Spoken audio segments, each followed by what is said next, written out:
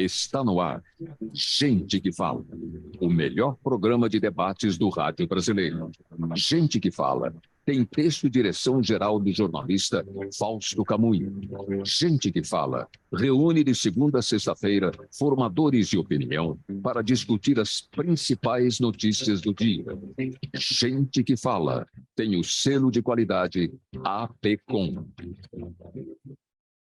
Olá, olá, boa tarde. O programa Gente que Fala está começando ao vivo a partir de agora pela Rádio 365, a sua rádio de todos os dias, nossa transmissão por imagens, pela Altivia TV da internet, também pelas redes sociais, Instagram, Facebook, nosso canal no YouTube, tudo no ar para você acompanhar a nossa jornada de hoje. Até 13h, a gente quer você por aí, curtindo, comentando, compartilhando a transmissão do programa Gente que Fala. Participe também pelo WhatsApp, fazendo perguntas aos nossos entrevistados. Sua interação é legal pelo 973350038, 973350038.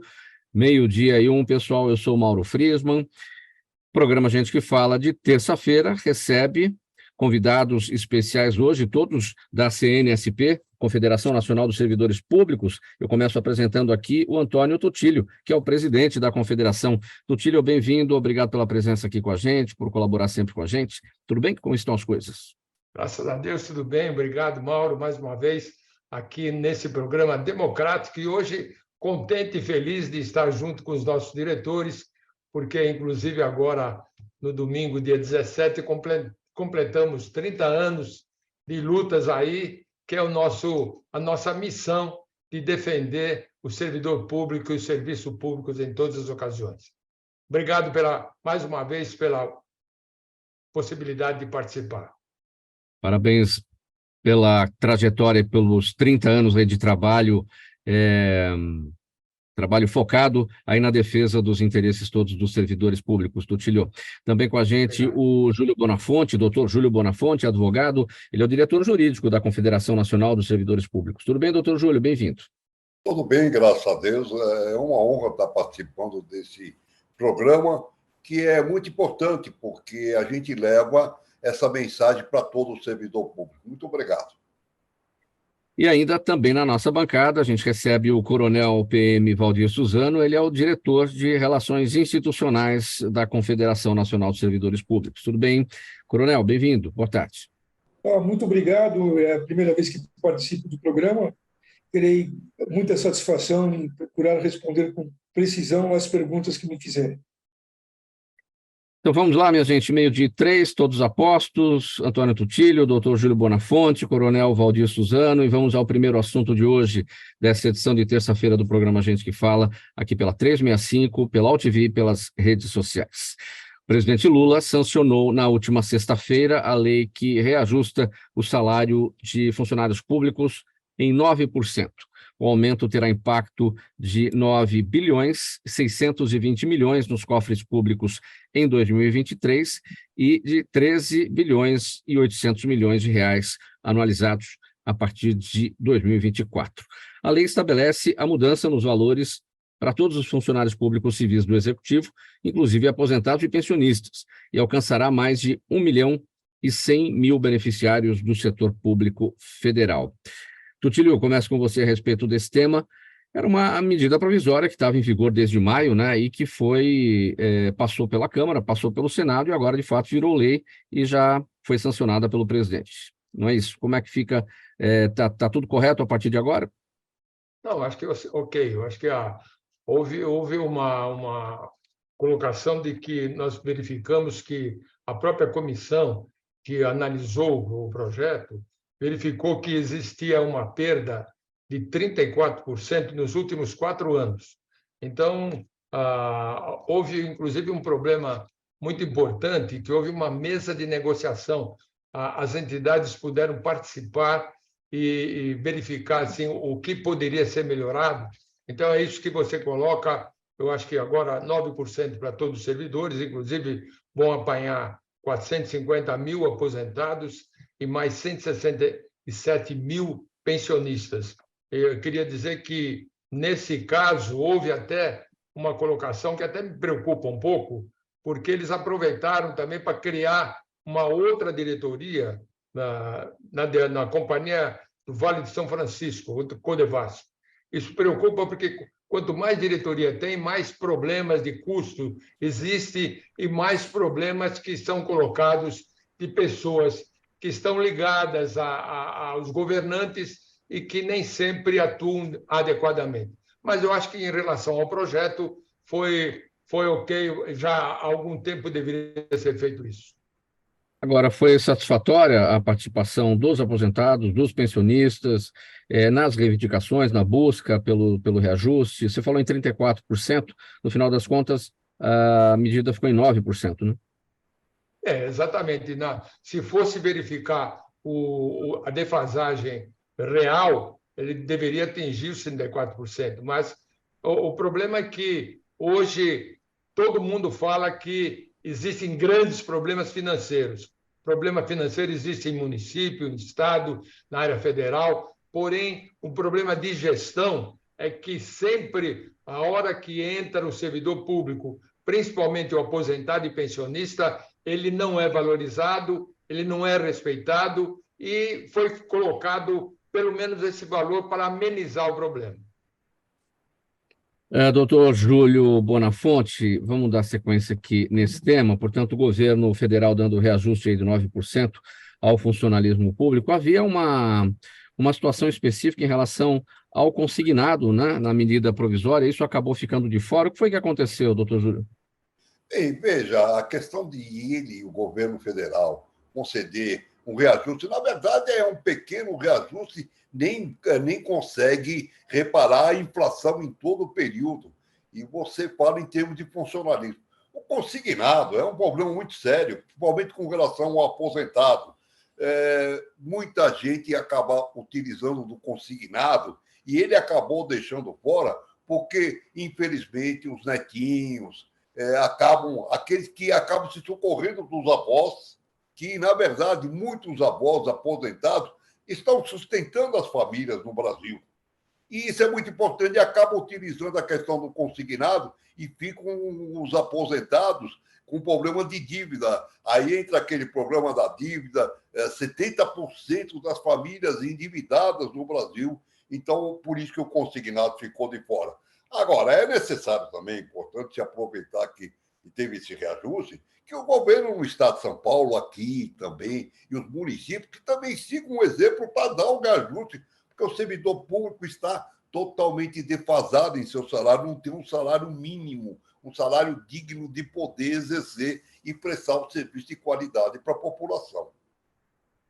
Hoje, doutor Júlio Bonafonte, qual que é o limite no salário para o empréstimo consignado do servidor federal? O federal, ele tem um limite, na verdade, mudou várias vezes, acabou modificando, e o aposentado, eles liberaram, na verdade, não tinha limite. Acabou liberando em termos de salário mínimo, mas aí, mesmo assim, aconteceu essa questão de se verificou que o consignado realmente é um problema muito sério quando envolve o aposentado. Porque o aposentado acaba todo mundo se socorrendo do aposentado e ele fica com essa dívida, porque ninguém consegue pagar.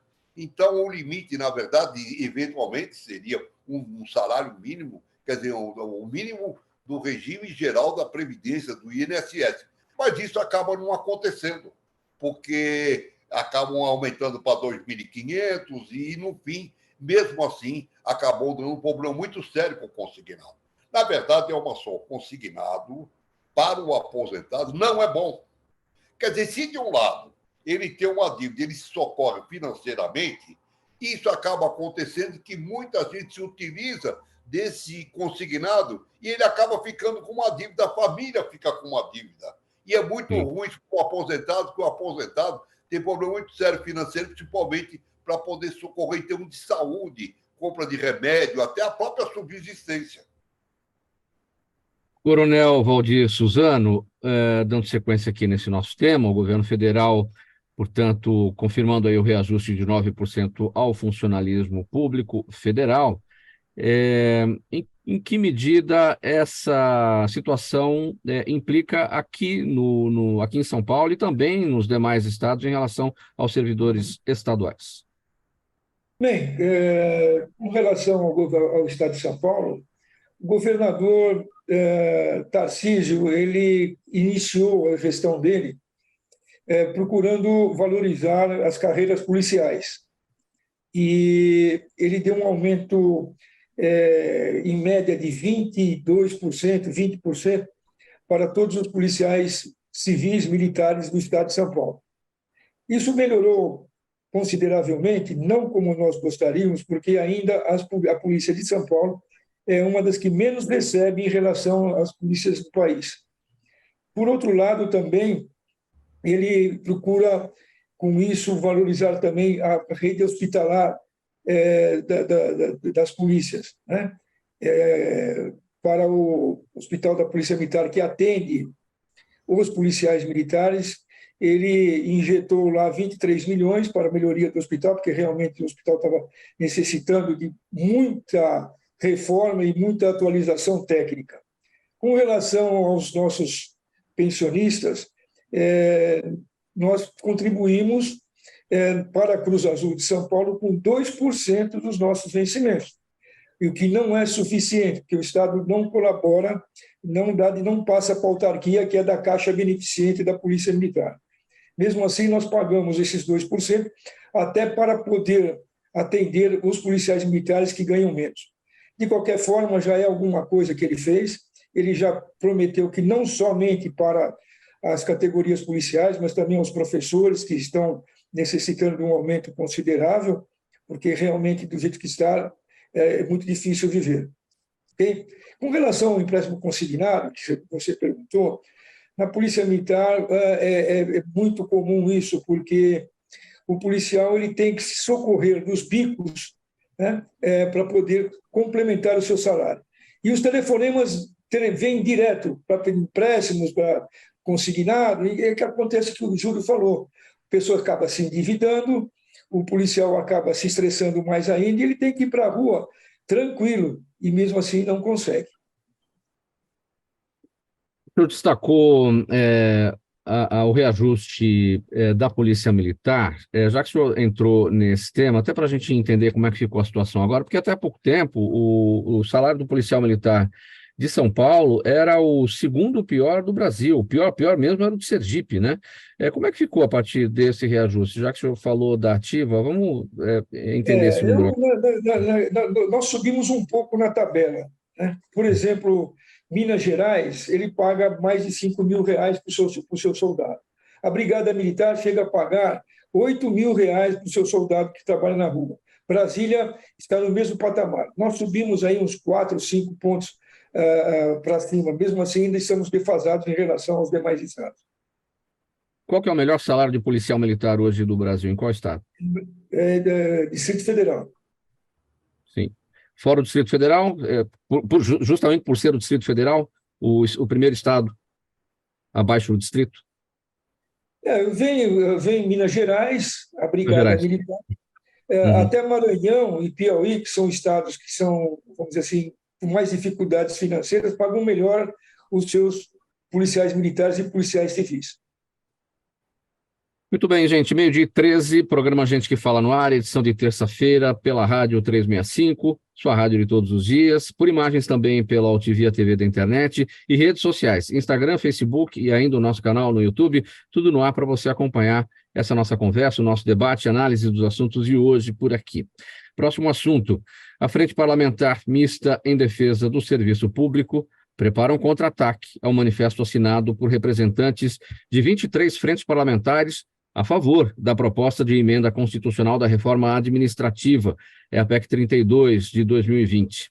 O presidente da Câmara, deputado Arthur Lira, apoia a aprovação da PEC, cuja tramitação estava suspensa desde setembro de 2021, como medida de controle de gastos públicos, em contraposição à ideia do governo de aumentar a arrecadação com a taxação dos chamados super ricos e os fundos offshore. Dutílio, sobre esse assunto com você, na verdade, o governo federal tem um grupo de trabalho que foi anunciado aí, né, para pensar o que fazer numa contraproposta a essa PEC, né? Como é que isso está sendo tratado? Eu acho que nós temos acompanhado e o que a gente percebe é que o presidente da Câmara, Arthur Lira, colocou praticamente o PT e o próprio presidente Lula numa parede, né, dizendo o seguinte: ou vocês apresentam uma proposta, ou eu vou colocar na pauta a PEC 32. Né?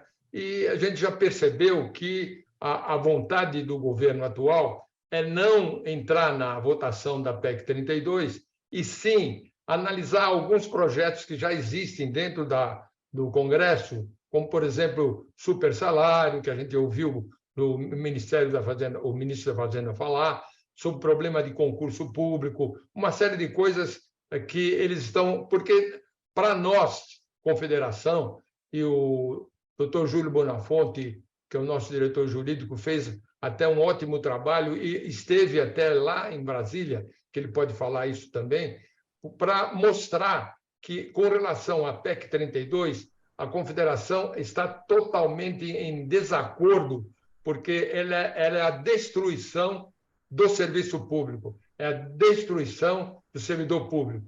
E foi feito um trabalho, o doutor Júlio montou esse trabalho, que mostra, assim, que se essa votação entrasse, teríamos problema sério, porque ela coloca que seria só para os funcionários futuros, quando, na verdade, já atinge os atuais, né, dentro da vigência. Um problema coloca principalmente o problema estabilidade, que nós somos totalmente desfavoráveis, porque a estabilidade dá liberdade para o servidor público trabalhar e não para colocar aquilo que o governante quer ou aquilo que o político quer. Então, por isso que a estabilidade é importante que seja mantida. E existe também um problema ligado a desligamento. Eles propõem desligamento que é inconstitucional, colocam uma acumulação só para a carreira típica, que também acaba sendo inconstitucional por não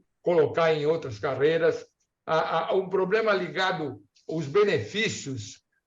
Nesse trabalho que o doutor Júlio montou, ele pode falar melhor, vai extinguir adicionais, vai extinguir licença-prêmio, não querem pagar também a substituição temporária. Então, isto é também inconstitucional. E queria dizer também que um problema que dá um poder ao presidente, que, por leis, ele pode resolver problema, aprovar coisas que deveriam ser colocadas dentro da Constituição e resolver um problema de modificação da Constituição. Então, nós não concordamos com isso, e isso deveria realmente desestruturar o problema do servidor público. Então, eu acho que nós somos contrários, queríamos até que seja retirada a PEC 32, para que a gente possa verificar o que o governo atual pretende, para que a gente possa debater novamente esse problema e fazer com que o servidor público seja respeitado e seja valorizado, coisas que não aconteceu até o momento. Doutor Júlio Bonafonte, vamos então ao seu trabalho realizado. Quais são os levantamentos aí, conforme destacou? Na verdade, vamos colocar o seguinte: quando você fala em reforma administrativa, o que é o serviço público? Serviço público, e o seu programa é muito importante para transmitir essa mensagem, a população necessita do serviço público. O serviço público de qualidade, quem paga impostos, ela tem que ter um serviço público de qualidade na educação, na segurança, na saúde. Veja, o servidor público é um agente da cidadania.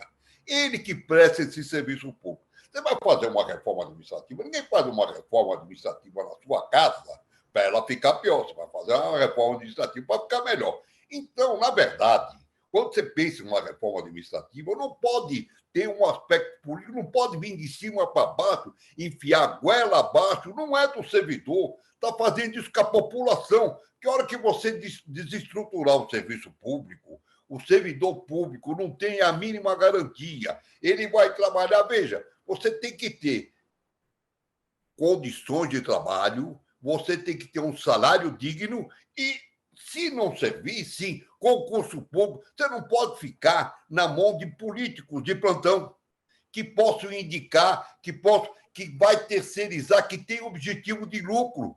Esse não é o serviço público que a população quer. Então, se você for fazer uma reforma administrativa, e é isso que a gente levou, tem que ter o concurso público, tem que ter a moralidade no artigo 37 da Constituição, publicidade, legalidade. Você não pode simplesmente estruturar um serviço público, a estabilidade. Quer dizer, esses princípios todos que eu estou colocando para você está na Constituição Federal. Se nós não formos cumprir a Constituição, vamos fazer uma emenda 32, e ela diz, bom, eu vou terceirizar, você pode indicar, nomear os seus apadrinhados, nós estamos desestruturando o serviço público. Isso não é o que nós queremos. As entidades e a confederação querem sentar e falar, bom, vamos fazer um serviço público que a população merece, ela paga impostos, não é favor nenhum. Agora, para fazer isso, nós temos que fazer desse instituto do concurso público. Não pode ser simplesmente você indicar os apadrinhados e colocar no serviço público, acaba você terceirizando, e isso acabando o objetivo de lucro, que não é isso que é o serviço público. Então, reforma administrativa séria, que tem que ser feita, você tem que sentar na mesa com o serviço público e a gente levar todos os institutos, veja bem, mas pensando no final. É o povo que precisa do serviço público, que precisa da creche, precisa da escola pública, precisa do hospital, e isso não está sendo observado nessa reforma na PEC 32. Motivo pelo qual nós estamos pedindo a retirada, para poder discutir e tentar fazer uma reforma administrativa correta a favor do povo. Sim, doutor Júlio. Os servidores estão pedindo a retirada, né, da reforma. Sim. O presidente Arthur Lira é a favor da reforma. Como eu destaquei aqui no início da nossa nota, o governo federal resolveu criar um grupo de trabalho. Aí tem representantes de diversos ministérios, aí tem Casa Civil, tem Fazenda, tem Planejamento também. Como é que deve ser a interlocução de vocês, da Confederação Nacional dos Servidores Públicos, com esse grupo de trabalho que está pensando aí a proposta do governo em relação ao não andamento da PEC 32? Pois é, mas esse é o grande trabalho. Se vai sentar, o governo quer sentar, por que o servidor público, as entidades do serviço público, não faz parte dessa mesa? Tem que sentar na mesa e ela trazer os problemas dele. Eles acabam fazendo uma coisa interna para ele. Ele, Ayrton Lira, quer dizer, bom, a reforma é essa. Então já está pronto uma reforma do qual você não participa. E é muito ruim isso aí, feito de cima para baixo. E o servidor público, a confederação, as centrais, ninguém discute, ninguém senta na mesa para dizer como é que tem que ser. E isso é muito ruim, por isso que ele tem que retirar. Tem que ter essa comunicação, esse canal, senão vai vir de cima para baixo uma reforma que não vai funcionar absolutamente. E que vai ser inconstitucional, sem dúvida nenhuma. Só queria colocar, viu, Mauro? Só queria colocar que a confederação está pleiteando participar disso. O Júlio tem razão. Nós não somos ouvidos e depois acontece todas essas barbaridades que aparecem na PEC, né? Então, nós já pleiteamos que a gente possa participar desse debate. Quero ouvir o coronel Valdir Suzano a respeito desse tema.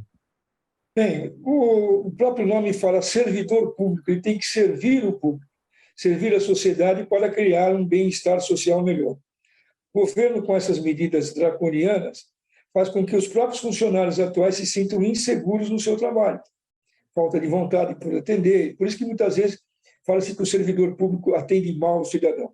Atende mal o cidadão porque o governo também não faz o esforço de procurar fazer estágios de atualizações profissionais, cursos para poder fazer com que o servidor mostre realmente que tem interesse em servir e não procurar ser massa de manobra dos políticos.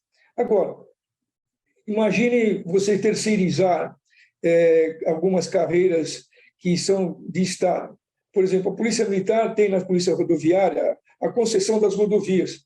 Chega a ser o absurdo de que a autoridade, que é o policial militar, não pode interditar uma rodovia, a não ser que seja o centro de operações da empresa.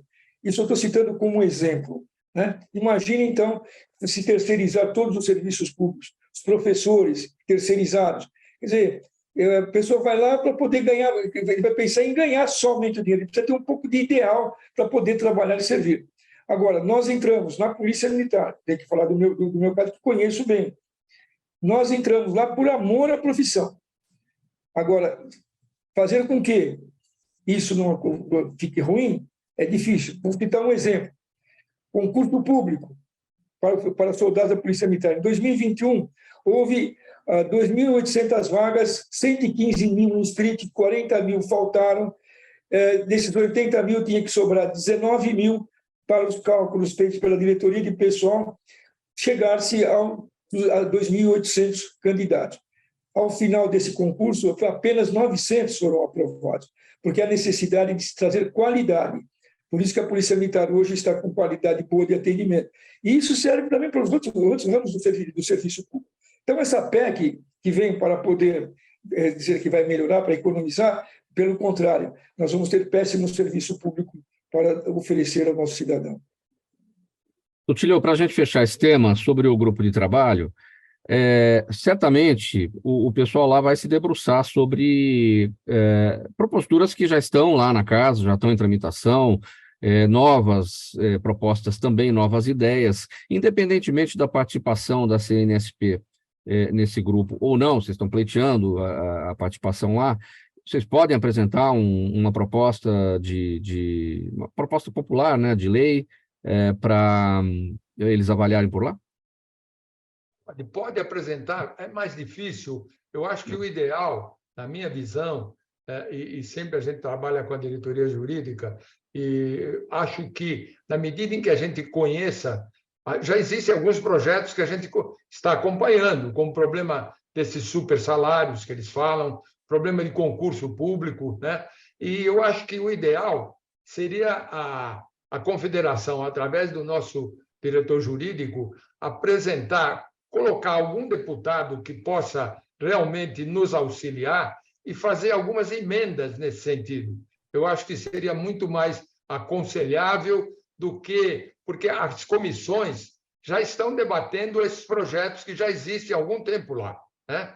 De super salário, de concurso, e eu acho que nós vamos ter que verificar com detalhes isso e apresentar, no meu modo de ver, e a parte jurídica apresentar emendas para que possa melhorar essa... Porque ainda a gente não conhece definitivamente a intenção desse governo, né? Ele colocou aleatoriamente alguma coisa que já está sendo debatido, mas não está decidindo o que realmente vai acontecer e o que realmente vai modificar. Na medida em que a gente conhecer essa proposta, aí a gente vai ter que trabalhar no sentido de tentar alguma alteração. Muito bem, fechado esse tema, 12h28, programa Gente que Fala segue por aqui, pela Rádio 365, sua rádio de todos os dias, pela UTV, TV da internet e também pelas redes sociais. Vamos passar para o próximo assunto, gente. Diversas entidades e sindicatos têm se unido nos últimos anos em busca da aprovação da PEC 555, que prevê o fim da cobrança de contribuição previdenciária sobre os salários dos servidores públicos aposentados, que ocorre desde 2003, né, gente? A alegação é de que há uma dupla tributação sobre os ganhos dos servidores inativos, uma vez que eles já contribuíram enquanto estavam na ativa. Bom, isso aqui em São Paulo já está solucionado, não é, o Tutílio? Olha, o problema da PEC 555 já vem lá em 2006. Nós estávamos debatendo isso, porque eu acho que é uma maior injustiça que existe dentro do setor público, é fazer com que o aposentado, que já contribuiu durante 35, 40, 45, até às vezes 50 anos, e que, na verdade, as gestões anteriores não verificaram de uma forma de gestão séria, né? Que tivesse um cálculo atuarial, que calculasse quando queria se pagar essas aposentadorias, usaram recurso para tudo que foi coisa, e só que não verificaram que havia necessidade de pagamento. Quando surge, aí vem o governo e diz assim, olha, agora a Previdência está deficitária, o rombo é de tantos...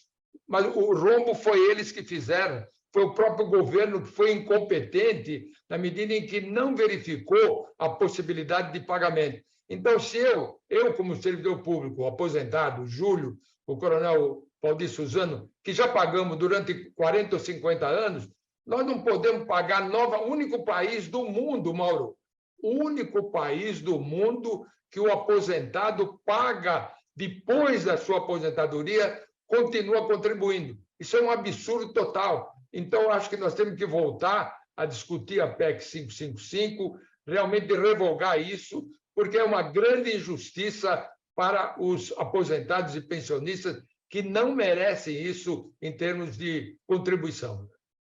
Mas aqui em São Paulo isso já foi resolvido. A gente está falando da PEC para a situação federal. Não, o São Paulo não foi resolvido. Não? O problema é que os aposentados e pensionistas de São Paulo continuam contribuindo.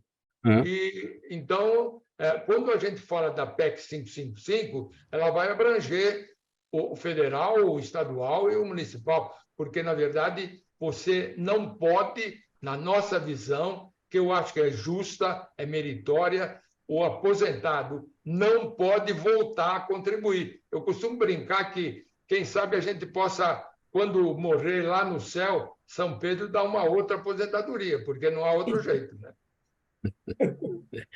Doutor Bonafonte, sua percepção sobre esse tema. Vamos iniciar dizendo que São Paulo não resolveu, não. Somente até o aposentado pensionista que ganha o regime geral, o teto do regime geral da Previdência, 6 mil e pouco. Quem ganha mais de 6 mil e pouco... Sim, é verdade, é verdade. Pagando a contribuição aposentado e pensionista. É muito importante você entender o que vem a ser aposentado. Aposentado e pensionista, veja bem, não tem por que pagar.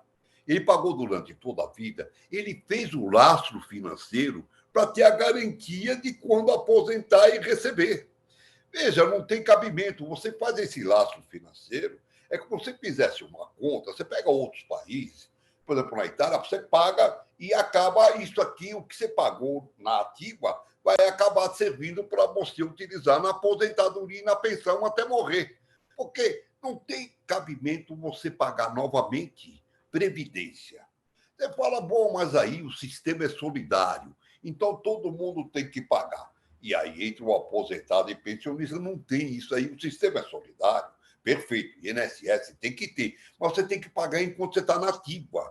Porque depois que você aposentou, aí não tem por que você pagar mais a previdência. Você não vai custear, veja bem, quem está na ativa custeia para poder pagar e financiar o aposentado e o pensionista. Agora, quem já está aposentado não vai financiar nada, não tem por que pagar, você não tem justificativa para fazer um pagamento. A PEC 555 é diferente. Quando você fala uma PEC está falando uma PEC da Constituição Federal. Aí ela isentava todos os aposentados e pensionistas do Brasil, não importa se municipal, estadual ou federal. Todos os aposentados e pensionistas ficam livres. O que poderia ser feito? Dizer, bom, vai ficar livre quem tem de 60 anos para frente. Você pode estabelecer algum critério, mas, de qualquer maneira, você não pode cobrar nada.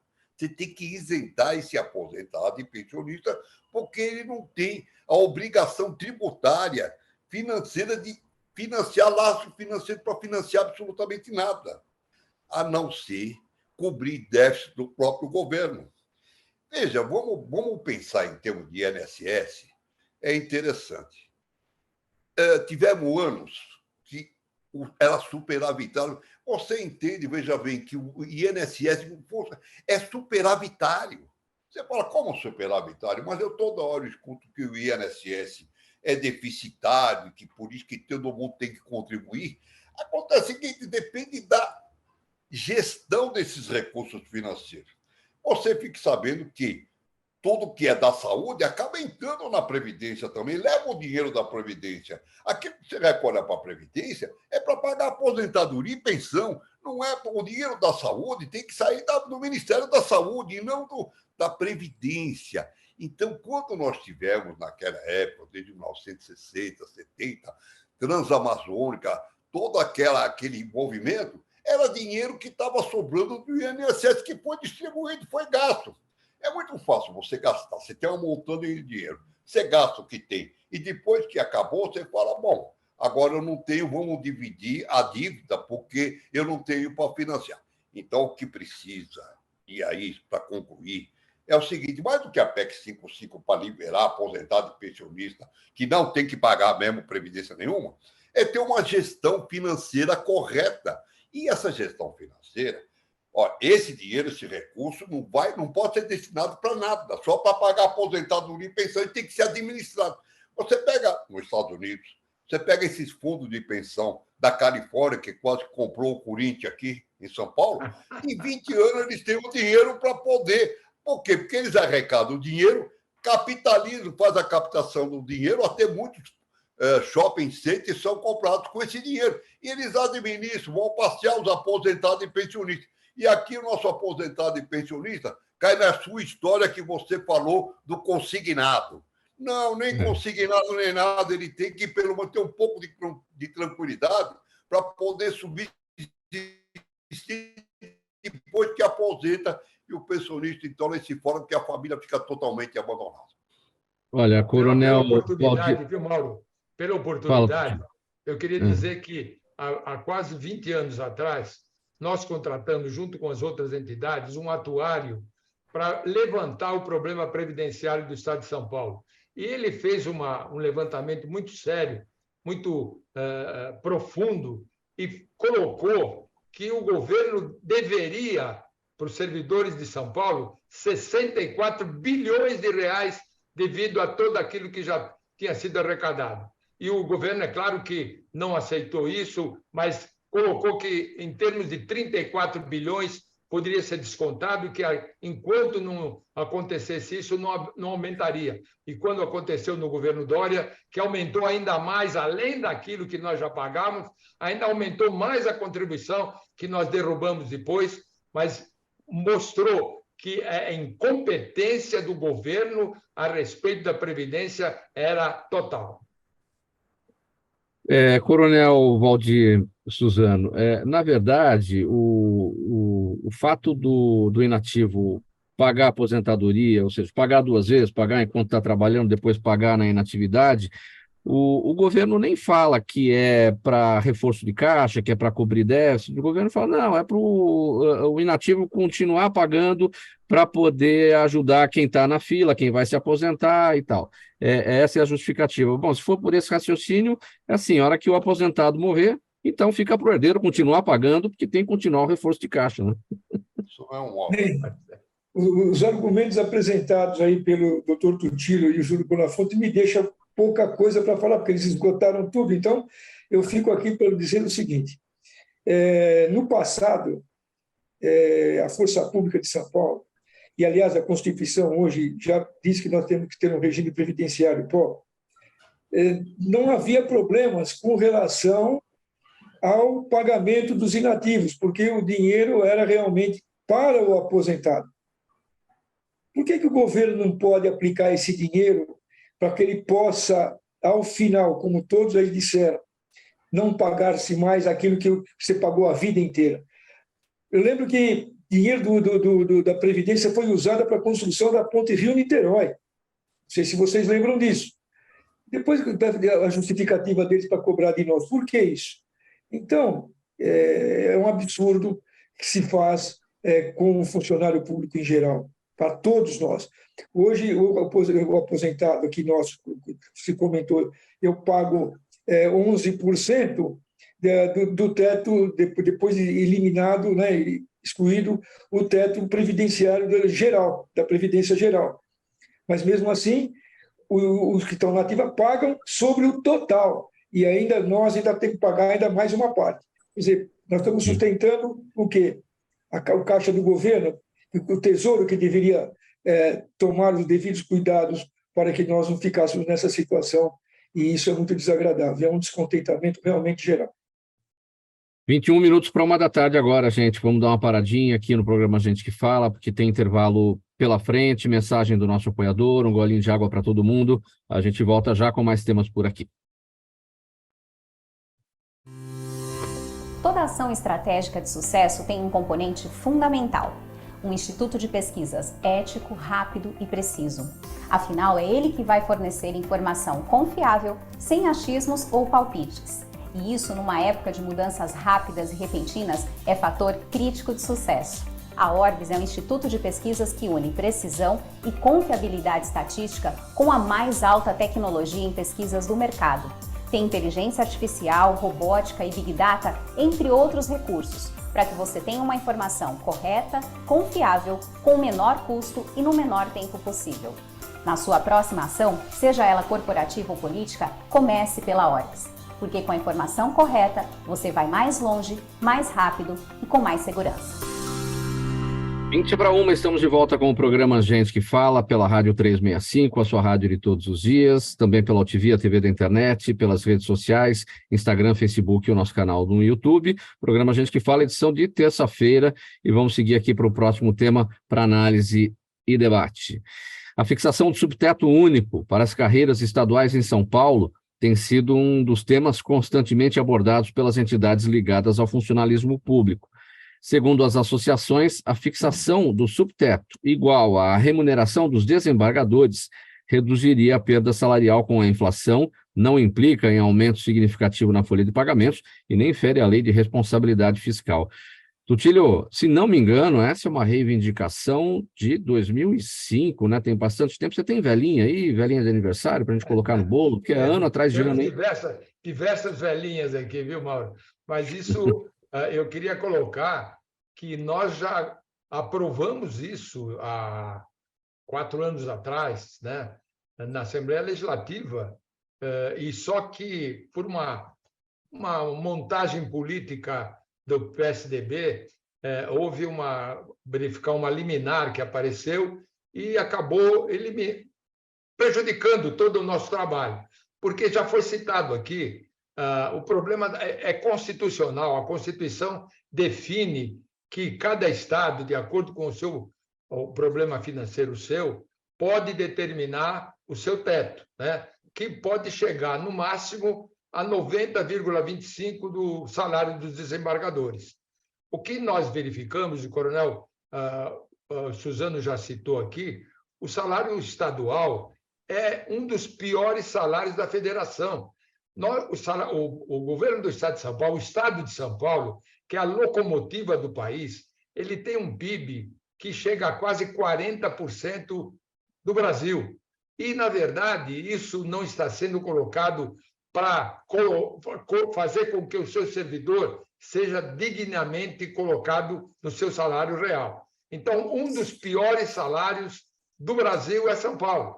Então, quando você verifica que 20 estados da federação já fizeram isso, e mesmo, inclusive, metade desses fizeram através das suas assembleias legislativas, quando, na verdade, aqui em São Paulo foi colocado que a iniciativa deveria ser do Executivo, porque houve um erro no problema que nós fizemos há anos atrás, que se incluiu o município, e realmente o município não deveria ter sido incluído, e foi esse o problema principal da liminar. Mas hoje nós estamos com um trabalho que a Confederação está realizando junto com uma série de entidades.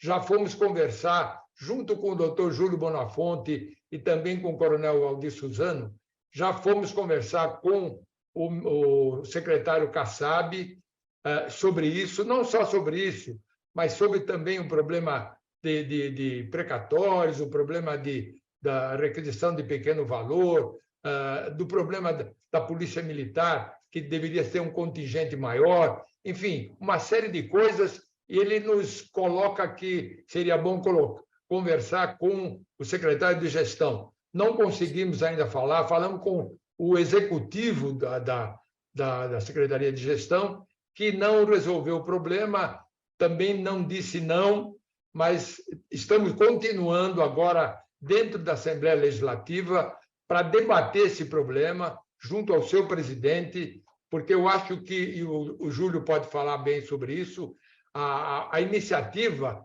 eliminando o problema municipal, pode, no meu modo de ver, ser do Legislativo. Então, se o governador encaminhar uma PEC, ele resolve esse problema e faz com que o Estado de São Paulo fique nas mesmas condições dos demais estados. Porque hoje nós temos subtetos que do Executivo, o subteto é salário do governador. Nós não podemos ficar atrelado a um problema político do governador. o subteto do legislativo é o salário do deputado. O deputado ele tem um salário que também os seus penduricalhos têm 2 ou 3 vezes maiores que salário. Então, isso... E o deputado estadual só recebe 75% do salário do deputado federal. E enquanto que o único que entra nessa linha do desembargador é o judiciário. Então, eu acho que nós devemos fazer um teto único em que todos tenham realmente essa posição, e nós estamos debatendo, estamos verificando agora, pedindo uma audiência com o presidente da Assembleia e também com o líder do governo, para que a gente debata definitivamente esse problema. Nesse sentido, doutor Júlio, se a iniciativa da fixação do subteto único não é da Assembleia Legislativa e deve partir do Executivo, tudo bem, parte do Executivo, mas nada impede que os deputados façam as suas devidas interferências, gestões lá no Executivo, em nome disso, né? Doutor Júlio. É verdade que a Júlio Legislativa fez uma emenda, porque ela foi aprovada. E aprovada, estava tudo certinho, porque como é que você pode deixar o Estado de São Paulo funcionalismo diferente dos outros 15 estados? Não tem sentido. E isso é muito ruim, porque fica uma coisa política de governante de plantão. Entra um governante, sai outro, então, eu não quero igual. Alguns falam, eu nem vou dar aumento para mim, porque se eu der aumento, vai estender para o funcionalismo, o próprio governador. Então, essa parte política, quer dizer, passa a ser um saco de maldade contra o funcionalismo do Estado de São Paulo. Porque muitas coisas que acontecem nos outros estados, o Nelson Zano falou da Polícia Militar, agora nós estamos discutindo o teto, dar aumento, não estende para cá. Então, é muito ruim, porque nós temos aqui um funcionalismo. O Estado de São Paulo é muito complexo o funcionalismo, porque você está falando de mais de 1 milhão de servidores, e aí nós temos a segurança, a saúde. Então, quando vai discutir salários e essa emenda constitucional, veja bem, está cumprindo a Constituição. E cumprir a Constituição, você fala, bom, mas se deixar na mão do governador, entra um, sai outro, fala, bom, não sei se eu vou mandar. Não, ele tem que cumprir a Constituição e fazer a exemplo dos outros estados. Então, os deputados, eles realmente tomaram iniciativa, fizeram, e aí surgiu essa questão no município, e agora fica por conta, toda vez que fala que a iniciativa de salário é do governo, aí você fica na mão do governador, e ele manda se quiser, quando quer. E aí é muito ruim, porque fica essa situação. Nós temos certeza absoluta que esse governador, por intermédio de todos os deputados que já aprovaram a emenda, vão levar ele para ele encaminhar, simplesmente, na verdade, é para poder dizer, você não está concedendo nada, você está igualando aqueles que estão desiguais. Quer dizer, aqui o Serviço Público de São Paulo, igualar com outros estados para não ficar, como nós colocamos, é o último, é o antepenúltimo, que em termos de salário é um absurdo, porque aqui a vida é cara em São Paulo. E isso não pode o funcionalismo do Estado de São Paulo ganhar o que está ganhando. Aí você não tem salário mínimo, aí há um desestímulo muito grande para que se preste um serviço de qualidade para a população. 12 minutos para 1, gente. Vamos correr um pouquinho agora, porque o tempo está apertado e a gente ainda tem tema pela frente. Eu vou dizer o seguinte agora. Vamos falar da saúde do nosso servidor, que foi criada recentemente na Assembleia Legislativa a Frente Parlamentar em Defesa do IANSP e do Hospital do Servidor Público Estadual, que quer o fortalecimento do atendimento médico aos servidores estaduais de São Paulo. E, para isso, essa frente parlamentar apoia a aprovação do projeto de lei 52 de 2018, que é de autoria do então governador Márcio França, que transforma o IANSP numa autarquia em regime especial, que permitiria a participação do funcionalismo público nos conselhos administrativo e fiscal. Tutílio, isso já esteve em pauta, não esteve?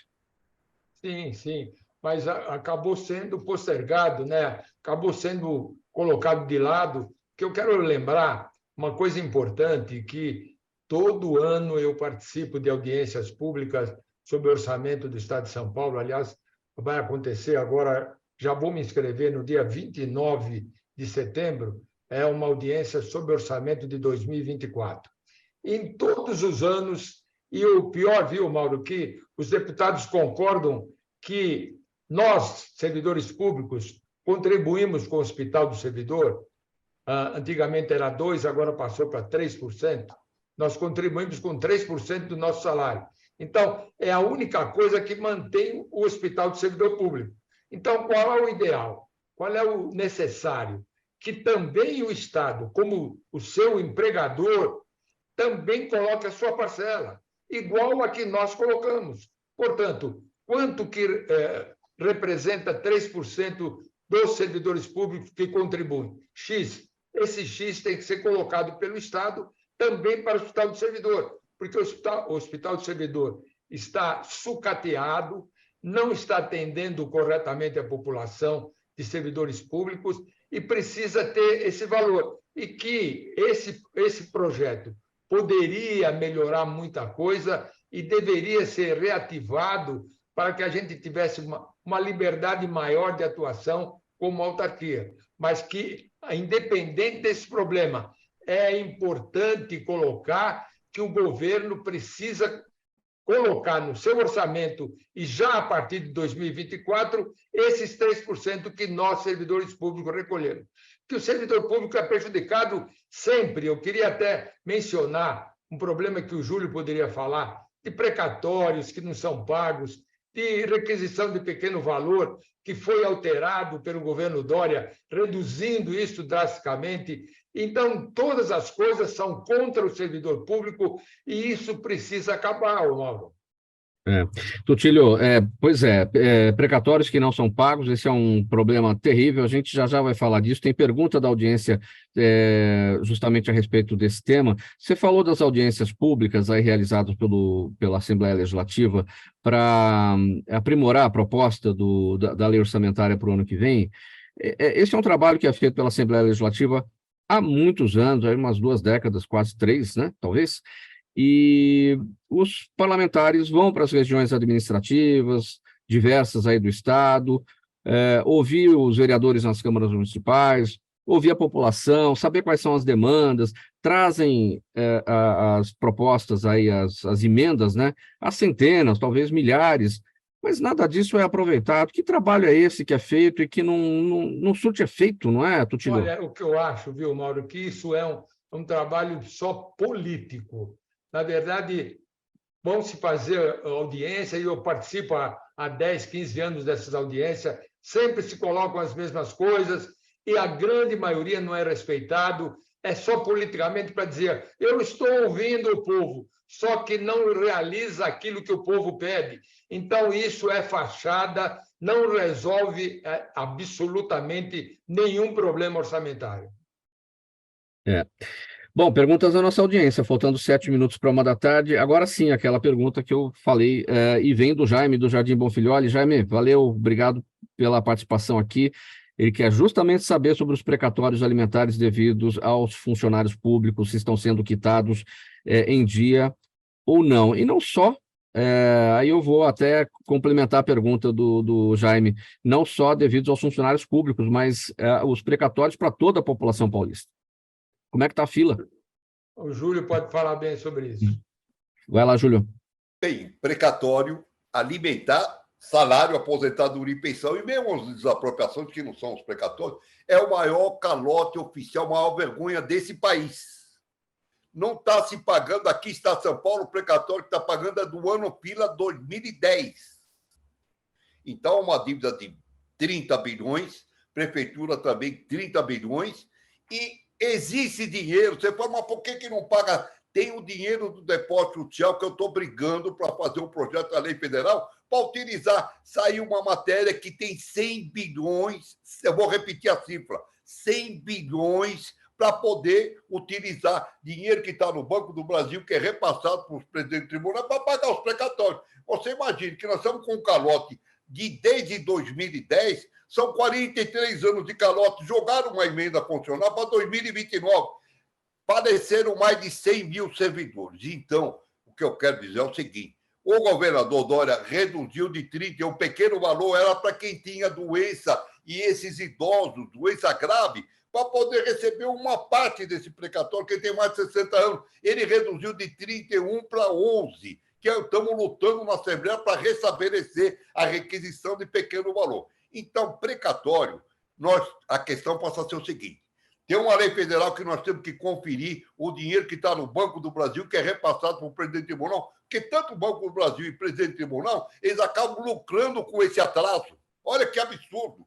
E eu estou fazendo uma legislação federal para a gente acompanhar esses 100 bilhões. Onde é que está esses 100 bilhões para poder pagar os precatórios?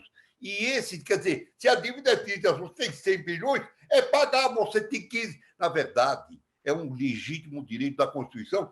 Tem decisão suprema, é a maior vergonha desse país. Não se cumpre a Constituição, não se cumpre a decisão suprema, não se cumpre nada. E ninguém é punido, é problema de punição. Então, falta de punição, que o credor não paga, tem que ser punido, tem que o governador tem que ter impeachment para esse pessoal que não cumpre a Constituição e não paga. Nós estamos lutando, nós não vamos... Essa é uma luta de 30 anos. E quem está perguntando e espera receber, pode ficar certo que nós vamos lutar para que você receba em vida, porque já faleceu mais de 100 mil. E precatória é sentença judicial, né, gente? Sentença judicial se cumpre, né? Não se posterga, né? Então, realmente, falta, de fato, a punição. Eu queria só colocar, viu, Mauro? Eu queria colocar, só para um exemplo, nós temos o gatilho salarial, o Júlio lembra bem, foi feito em 1978. Eu tinha até esquecido isso, que eu tinha entrado nesse gatilho, e até hoje não me pagaram. 1978 não foi pago ainda o gatilho salarial, que foi aprovado, como você disse, a Justiça definiu, trânsito em julgado, e não é pago. Veja, eu estou muito além daquilo que o Júlio já colocou, que o atraso é um atraso até muito maior em alguns casos. Né? No geral, é aquilo que ele disse, mas em alguns casos é um desastre total. Coronel Valdir, bem rapidinho, em 15 segundos, a pergunta do Rodrigo Monteiro está com a gente no Facebook. Ele quer saber se os PMs também recebem fundo de garantia. Não. Funcionário público, em geral, não recebe, muito menos nós não recebemos. Isso é por conta do regime privado, né, da Previdência Geral. Nós não recebemos o fundo de garantia, não levamos essa vantagem. Antônio Tutilho, a última aqui é da Gisele Martins, ela está no YouTube. Obrigado, Gisele. Como ficará a situação dos funcionários com a possível privatização da Sabesp? É a pergunta dela. Gisele, obrigado pela pergunta, mas é muito intrincado esse problema, tem que ser analisado com muito cuidado. Hoje eu estava vendo, inclusive, a propósito, que o prefeito de São Paulo liberou para que haja essa privatização. Agora, privatização é um problema muito delicado, porque raramente você tem casos que são importantes privatizar, como foi o problema do telefone. Né? Agora, existem casos que precisam ser melhor analisados. O caso da Sabesp, nós não temos informações detalhadas que eu possa dar uma opinião abalizada de dizer é melhor ou é pior. Eu tenho que aprofundar um pouco mais. Eu acho que os próprios deputados precisam se envolver melhor nesse problema para verificar se vale a pena ou não, principalmente se a população vai ou não ser beneficiada. Muito bom, gente. Olha, faltando 2 minutos para 13h, a gente chegou aqui ao final da nossa análise. Vamos botar, então, um ponto final nessa edição do programa Gente que Fala de hoje. Um agradecimento a todos vocês que participaram, para a gente entender bem exatamente o que está acontecendo com a situação dos servidores públicos. Antônio Tutilho, presidente da Confederação Nacional dos Servidores Públicos, o doutor Júlio Bonafonte, advogado também da Confederação, e o coronel PM Valdir Suzano, diretor de Relações Institucionais também da Confederação. Gente, obrigado a vocês, um abraço a todos, voltem sempre aqui para esses debates, para essas análises. O programa Gente que Fala é sempre realização da ABCOM, apresentação minha, Mauro Friesman, pauta e redação do Pedro Schiavon, Zenilda Salvato, nossa diretora de produção, jornalista Fausto Camunha, nosso diretor-geral, você ouvinte e você espectador, a razão sempre da nossa presença aqui todos os dias. A gente volta amanhã a partir do meio-dia, sempre ao vivo por aqui, pela Rádio 365, sua rádio de todos os dias, pela Altivia TV da internet e também pelas redes sociais. Lucas Neto está vindo, está chegando, ele vem com o programa O Melhor para a Melhor Idade, para o seu início de tarde aí ser bem bacana. Lucas, um abraço para você, bom programa, um abraço para a audiência, a gente volta a se encontrar amanhã. Tchau, tchau.